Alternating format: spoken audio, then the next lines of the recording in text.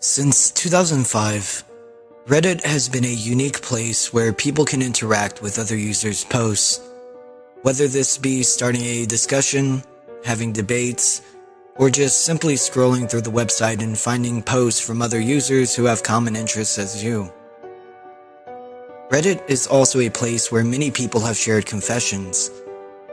Many of these confessions are often humorous, where users can then join in to confess their own personal experiences. On the other hand, this particular confession post that we will be discussing today is different from the occasional ones that you'd usually find yourself stumbling upon. That's because this post is a confession of someone taking the life of someone else.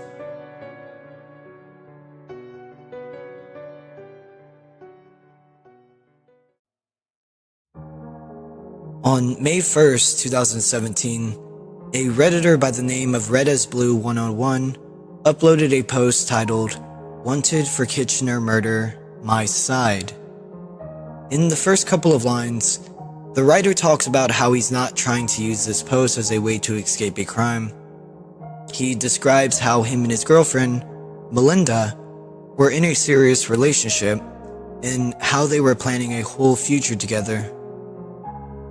Apparently, she would visit him at his house every week, but it became too much for him as he told her that he needed to work on his job. This caused Melinda to start coming to his house less and less. Melinda started going over to her friend Anna's house, to which she eventually moved into. The author and Melinda soon broke up because arguments that took place through text, and this caused him to come down to Anna's house to try and talk things out. But he was soon confronted by Anna's boyfriend and her brother. The police were also called once he got down there too. Because of this, Melinda and the author didn't talk for the next few weeks. Around late April of 2017, they began messaging each other again. On April 29th, they agreed to meet in person and talk things over. Melinda said that she was sick, so it would be best for him to just come down to Anna's house.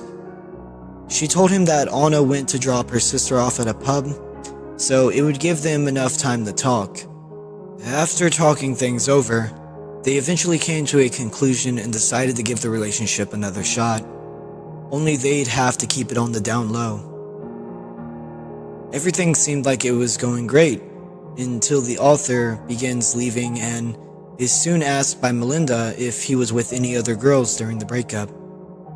He decides to be honest with her and talk about the women he was with. Although the author thought that this was a good choice for him to be honest about, Melinda began slapping him and tearing up. This caused him to push her, which made her fall against the kitchen sink. After this, Melinda started yelling things at him like, "Leave now." He tells her that he was sorry and tries reaching in for a hug, but upon doing so, Melinda grabs a knife nearby and soon starts running at him with it. The author begins trying to grab the knife from her, but keeps getting cuts all over his hands from doing this. Because of going into a state of shock, he ended up grabbing a knife as well, for which he soon started hitting her with a few times.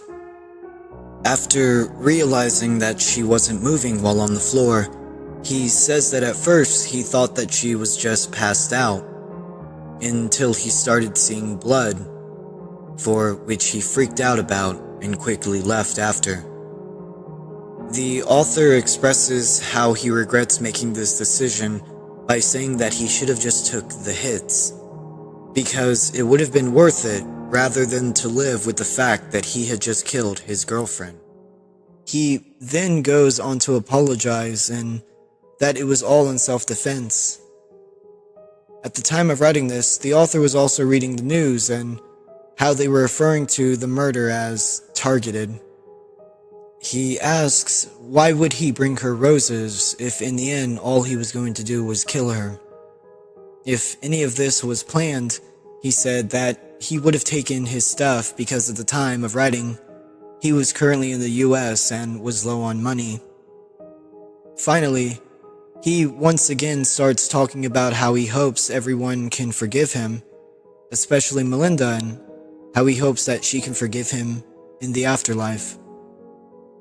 Then ends the post with 2 photo links that lead to these photos of him and Melinda. After revealing these photo links, the writer of the post was soon identified as 24-year-old Canadian citizen Ajir Hassan and his ex-girlfriend Melinda Vasilier. Although his post seemed sympathetic, was all of this really an accident? According to Canadian Broadcasting Corporation.ca, Hassan apparently broke into Vasilier's apartment on April 3rd, 25 days before her death. Vasilier broke up with Hassan that morning, which caused him to drive up to her place and eventually demanded to be let in. But when no one responded, Hassan was witnessed kicking through the bottom panel of glass and crawling in. Vasilier fled and Hassan allegedly assaulted Anna and Anna's brother.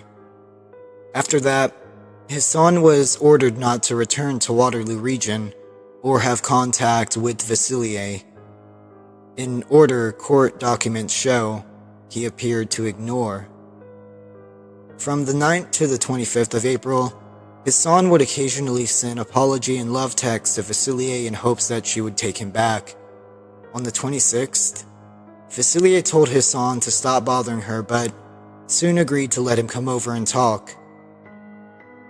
Text messages show that around 10:37 p.m., Hassan arrived at her apartment. About an hour and a half, Vasilier can be seen on CCTV cameras, walking with Hassan to his car, then parting ways. But it doesn't end there. Instead of just getting into his car and driving back home, Hassan is soon seen by the cameras following her into the building around 1:45 a.m.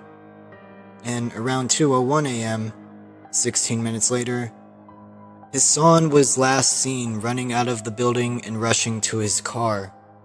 When Vasilier's roommate Anna came back, she immediately dialed the Waterloo Police Department after finding her lying dead in a pool of blood.